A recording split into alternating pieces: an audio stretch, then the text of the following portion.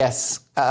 Thomas Markle Jr. spoke exclusively to Dan Wootton this week, Kinsey, and he described the Queen as the world's Queen, that she belonged to everybody. Do you think there's something in that? I do. She was such a kind force. She was reliable. I think it's so rare to see someone today that is so selfless and it's also, I mean, truly to me, and I know this is probably not a very, mainstream thing to say, but she was faith driven. I loved her relationship with God. I loved that she prayed on her knees. I loved that she was close to Billy Graham and she reached out to other people, maybe people that weren't even in her sphere spiritually, but she was inspired by their spirituality. And, so to me, I loved that aspect of Queen Elizabeth. And, yeah, I think that she is the world's queen because she didn't care what color you were. She didn't care who you were married to or what your job was.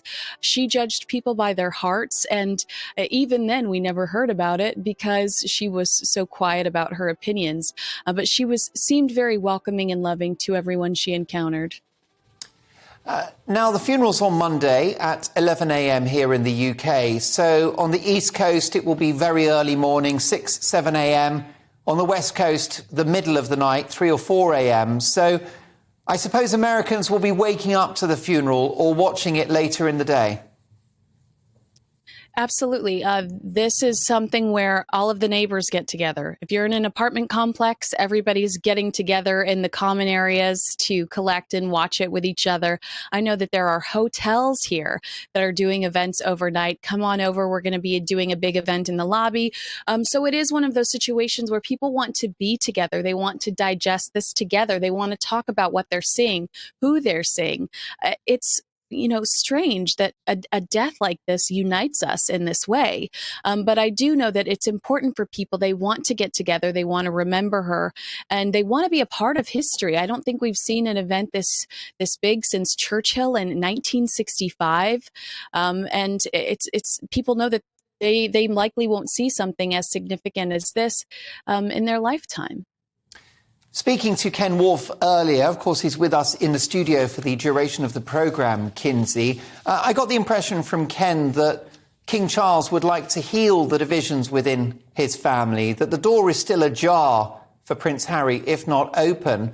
What about Prince Andrew? We know that his reputation is in tatters, and rightly so. But do you think there's a way back for him to some degree in the reign of King Charles?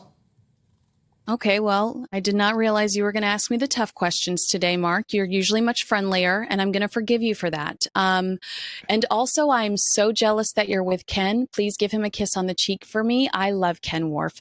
I think that this is a difficult situation because it's guilt by association when it comes to Prince Andrew.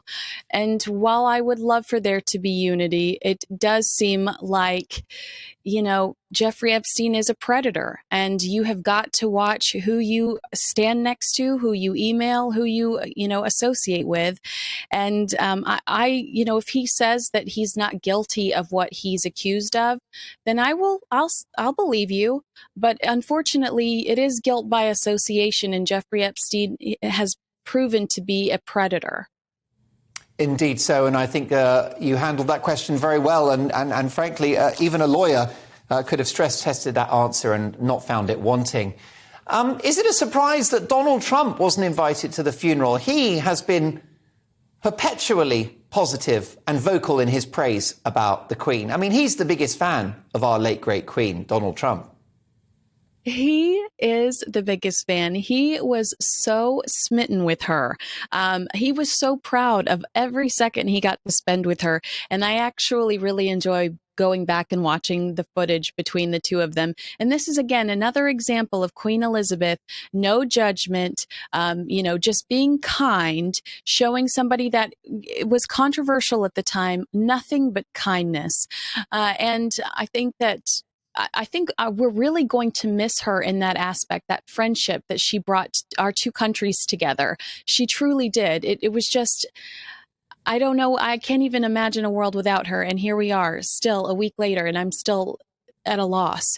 But we do believe that he's not invited specifically because they're just flooded with people that are expected to come. I don't think that it's anything personal. I know he would be there if he could be. I think it's simply just there are a lot of people on the way there.